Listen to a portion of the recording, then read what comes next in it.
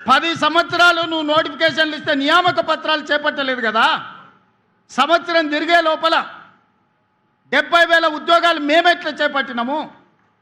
15 సంవత్సరాలు గ్రూప్ 1 నియామక పత్రాలు నువ్వు అందించకపోతే పరీక్షలు పెట్టి ప్రశ్న పత్రాలు బజార్లో నువ్వు కోట్ల రూపాయలకు అమ్ముకొని నువ్వు వేల కోట్ల రూపాయలకు పడగకెత్తితే మీ తండ్రి గారు ఎర్రవల్లిలో 1000 ఎకరాల ఫామ్ హౌస్ కట్టుకుంటాడు, నువ్వు జన్వాడలో 100 ఎకరాల ఫామ్ హౌస్ కట్టుకుంటావు. నీ బావ హరీష్ రావు మోయినాబాద్లో 50 ఎకరాల ఫామ్ హౌస్ కట్టుకుంటాడు. నీ చెల్లెలు కవితమ్మ శంకర్పల్లిలో 25 ఎకరాల ఫామ్ హౌస్ కట్టుకుంటారు. తెలంగాణ రాష్ట్రం మాత్రం 8,11,000 కోట్ల రూపాయల అప్పులో మునిగిపోతుంది. మీకు టీవీలు వచ్చినాయి, మీకు పేపర్లు వచ్చినాయి, 1000 కోట్ల వ్యాపారాలు వచ్చినాయి.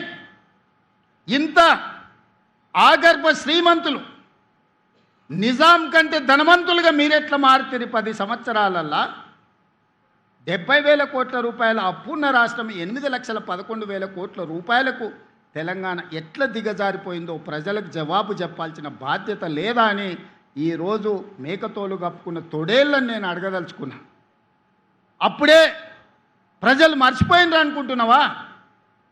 మీ కుటుంబాన్ని అప్పుడే ప్రజలు క్షమించిండ్రని అనుకుంటున్నావా?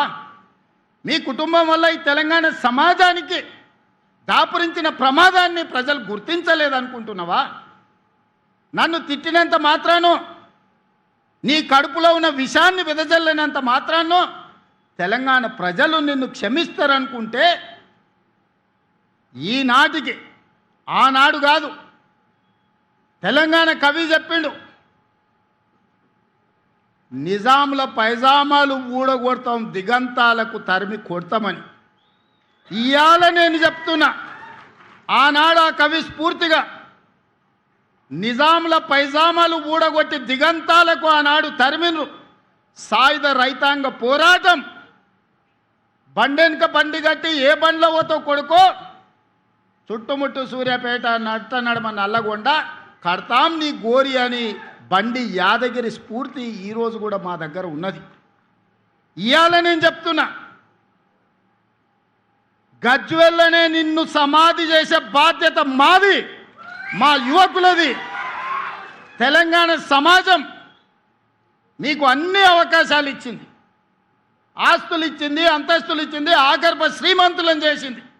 ఏమి తక్కువ చేసింది తెలంగాణ? ఏమి తక్కువ ఇచ్చింది మీకు ఈ తెలంగాణ? మరి తిరిగి తెలంగాణ 4 కోట్ల ప్రజలకు మీరు మీ కుటుంబంలో నలుగురు ఏమిచ్చిందని ఈరోజు తెలంగాణ సమాజం మిమ్మల్ని అడుగుతుంది.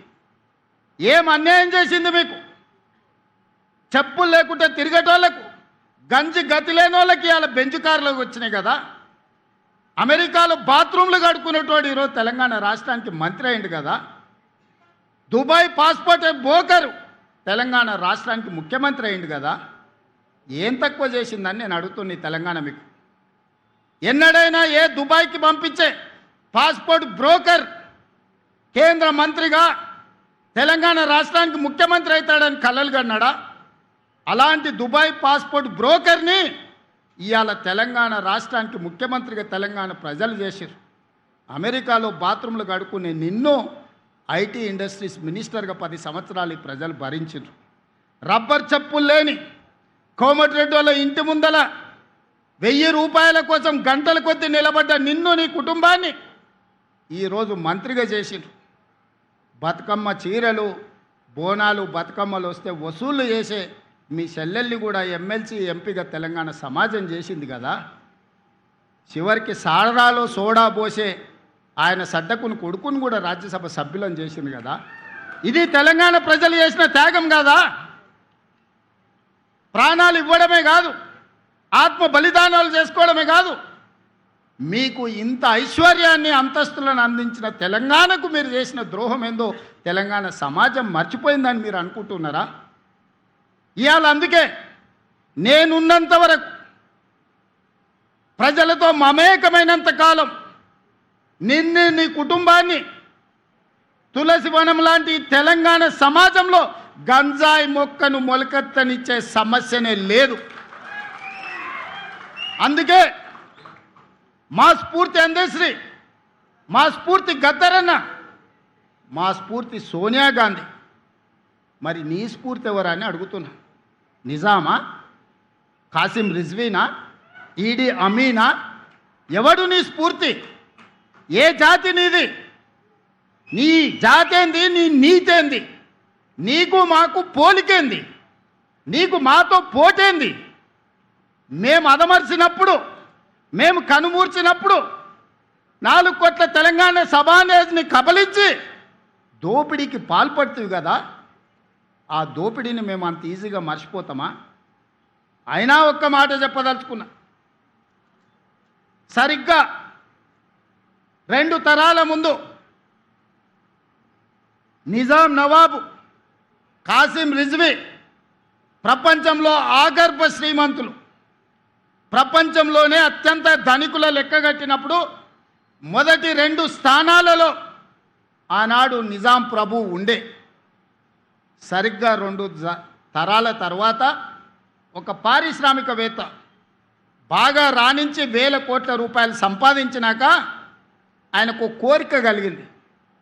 అరే, ప్రపంచంలోనే శ్రీమంతుడైన నిజాం కుటుంబాన్ని కలుద్దాం, ఎవరున్నారు ఆ కుటుంబం అని ఎతికిండు.